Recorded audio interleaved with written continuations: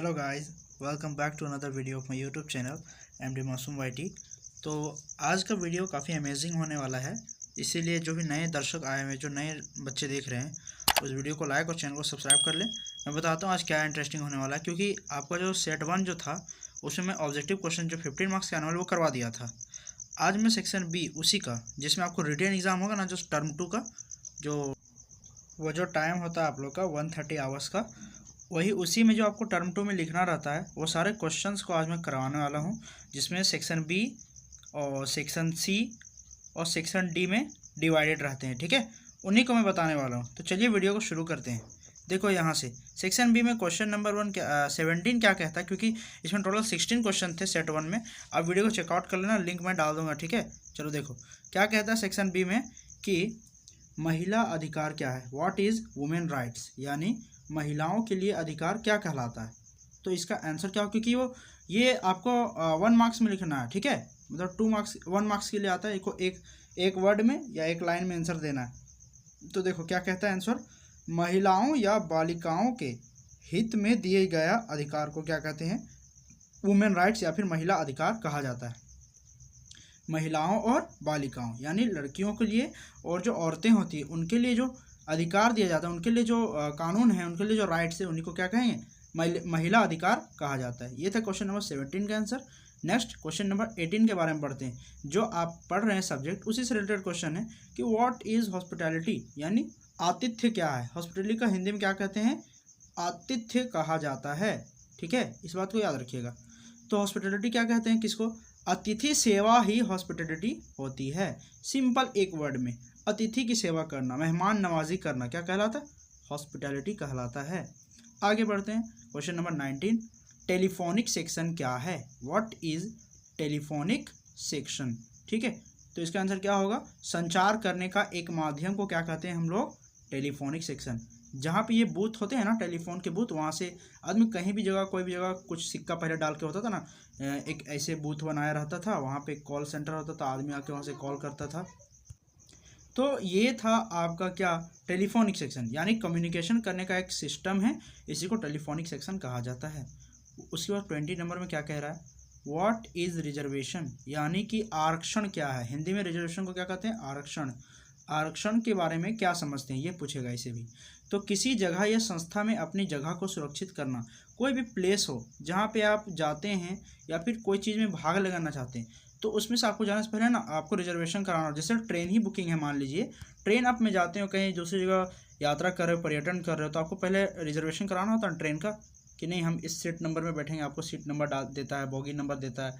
तो ये सब किसका टाइप्स होते हैं, रिजर्वेशन के अंतर्गत आने होने वाली क्रियाएं हैं।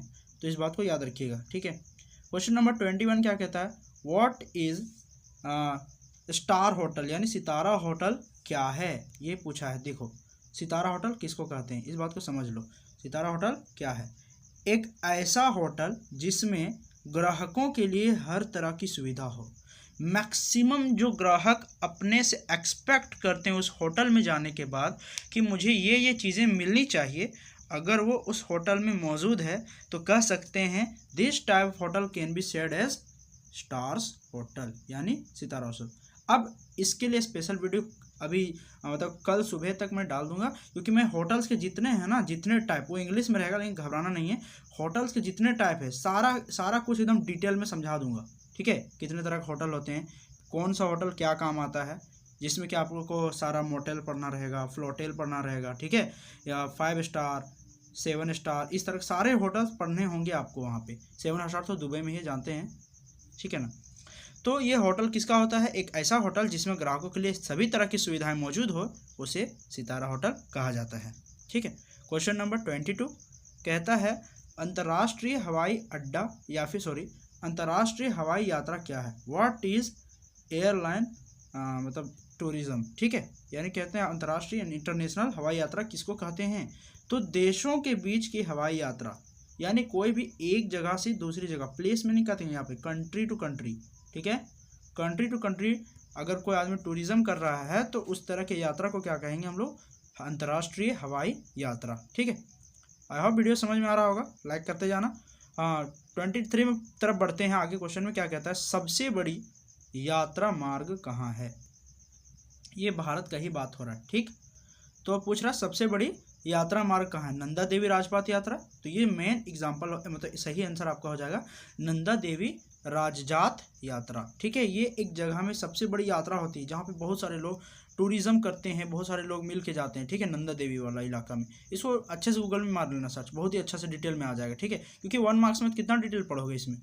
अब देखो क्वेश्चन नंबर 24 क्या कहता है, सबसे बिजी हवाई पट्टी इंडिया में कहाँ पे मौजूद है, भारत में सबसे ज़्यादा व्यस्त हवाई पट्टी कहाँ पे है।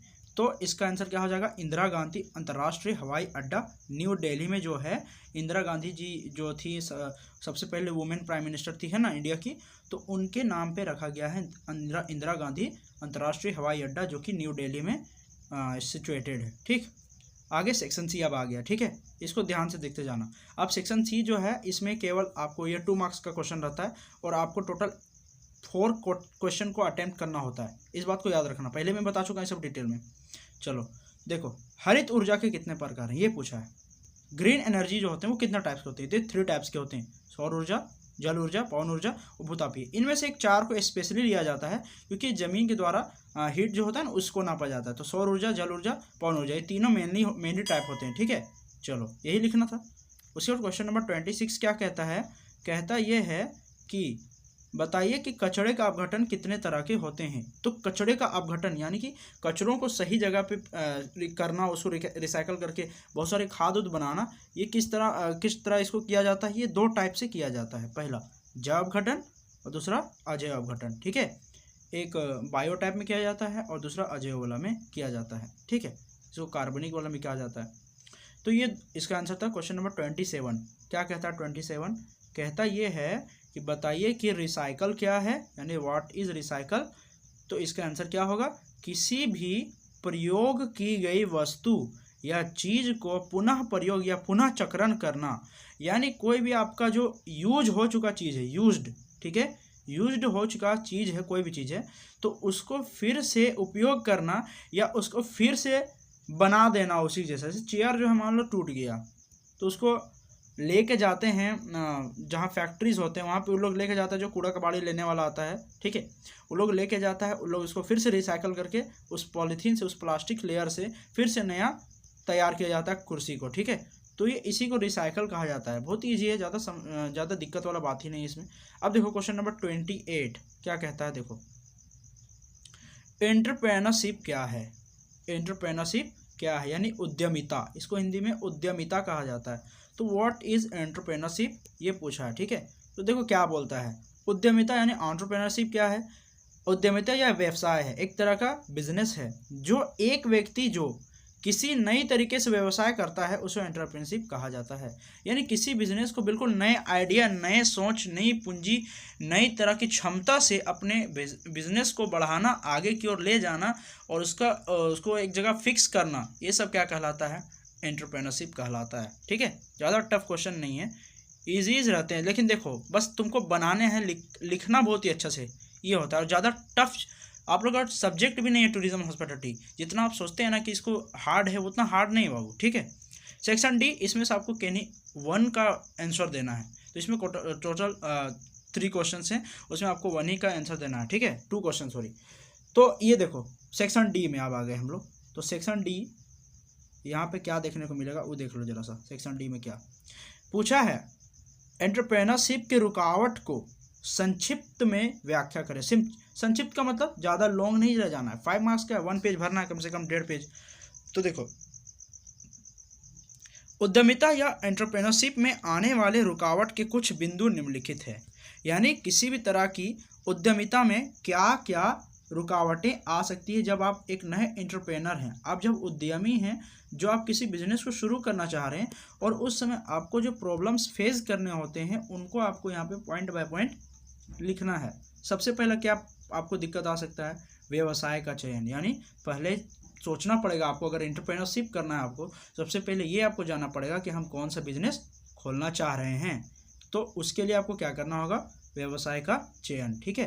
तो इसका थोड़ा सा देख लो डिटेल में क्या बताएं हमें, लिखें क्या है। देखो व्यवसाय चयन के लिए सर्वप्रथम बाजार का अध्ययन करना होता है कि क्या उसके उत्पाद अथवा सेवा को बाजार में ग्राहक पसंद करेगा कितनी लागत होगी, मांग क्या होगा, लाभप्रद होगा या नहीं, इसके आधार पर व्यवसाय का चयन किया जाता है। बिल्कुल सही बात है। आप बिजनेस करने जा रहे हो तो आपको मालूम ये होना चाहिए कि हम कौन सा प्रोडक्ट मार्केट में सेल करें हैं कि जो मैं कस्टमर्स हैं मेरे सेल की तरफ अट्रैक्ट करें, ठीक है। सो यू शुड बी चयन करना, ये सब मतलब इसको तुमको ये तुम्ही को चाहिए इस बात को कि तुम क्या करना चाह रहे हो। तो ये पहला पॉइंट था। दूसरा पॉइंट क्या कहता है, उद्यम के स्वरूप का चयन, बिजनेस के स्वरूप का चयन। इसमें क्या कहता है, इस पॉइंट का मतलब देख लो, समझ लो। एक उद्यमी के पास एक स्वामित्व, साझेदारी या संयुक्त पूंजी कंपनी आदि विकल्प होता है, जिसमें से उपयुक्त व्यावसायिक संगठन का चयन करना होता है। यानी अगर आप बिजनेस करना चाह रहे हैं तो आपको मालूम होना चाहिए कि आप अकेले कर रहे हैं या मतलब साझेदारी में कर रहे हैं या मतलब कस्टमर जो मिलजुल के करते हैं बिजनेस ये कर रहे हैं, या आपके पास बहुत सारा पूंजी है जो अलग अलग व्यक्ति आपको शेयर दे रहे हैं कि नहीं हम आपके बिजनेस से बहुत ज़्यादा अट्रैक्टिव हुए तो आपका बिजनेस को हम लोग भी उसमें शेयर अपना देना चाहते हैं, हम लोग भी उसमें पूंजी लगाना चाहते हैं ताकि आपका बिजनेस से हमको भी लाभ मिले। तो ये होना जरूरी है। दूसरा तीसरा पॉइंट क्या कहता है इसका रुकावट का, तो स्थान का निर्धारण, ये सबसे मेन पॉइंट कहा जाता है। उद्यमी के लिए एक समस्या व्यवसायिक व इकाई के स्थान निर्धारण करने की है। यह कई तत्वों पर निर्भर करता है। देखो स्थान निर्धारण डिपेंड बहुत सारे तत्वों पर करता है। क्या क्या स्थान निर्धारण में, कच्चा माल, परिवहन सुविधाएं, बिजली एवं पानी की उपलब्धता और बाजार का नज़दीक होना। ये सब फैक्टर्स जो हैं डिपेंड करते हैं कि आपका बिजनेस कितना सक्सेस हो पाएगा, ठीक है। तो इसको भी लिख लेना, ज़्यादा टफ नहीं है। तो कच्चा माल ये सब जरूरी होना चाहिए, आपको याद हो इस सब बारे में। फोर्थ पॉइंट, ठीक है, देखो फोर्थ पॉइंट क्या कहता है, इकाई का आकार। अब इकाई का आकार मतलब क्या होता है, व्यवसाय का आकार कई कारणों से प्रभावित होता है, बहुत सारे फोर्स हो जाता है, जैसे कि तकनीकी कारणों से, विपणन से।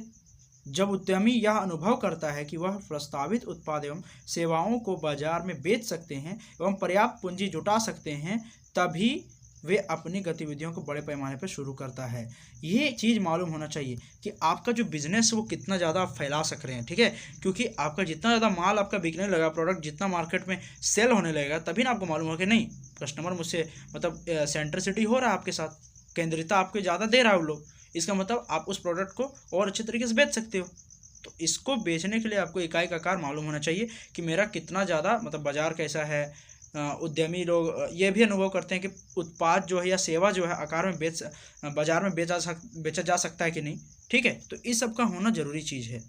नेक्स्ट 5 नंबर जो कि इसका लास्ट टॉपिक है, मतलब कि इसका लास्ट पॉइंट है, देखो क्या कहता है, मशीन एवं उपकरण। ये भी बहुत ही ज़्यादा मेन चीज़ होता है, क्योंकि बड़े बिजनेस को पैमाने पे शुरू करना है तो मशीनी जितना होना चाहिए वो अच्छा बात है।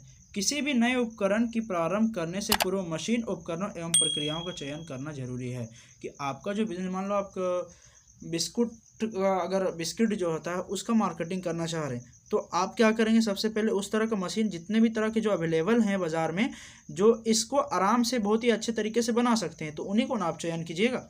तो इसीलिए उपकरण भी जरूरी चीज़ है। देखो अब बॉडी लैंग्वेज, जो कि इसका मतलब सेक्शन डी का लास्ट क्वेश्चन है, इसके बाद ये खत्म हो जाएगा। उसके बाद सेट 2 का मैं क्वेश्चन करा दूंगा जो कि आपका रिटन एग्जाम में आने वाला है, ठीक है। देखो बॉडी लैंग्वेज के अंतर्गत ये पूछा है कि बॉडी लैंग्वेज के अंदर होने वाली प्रक्रियाओं को लिखिए।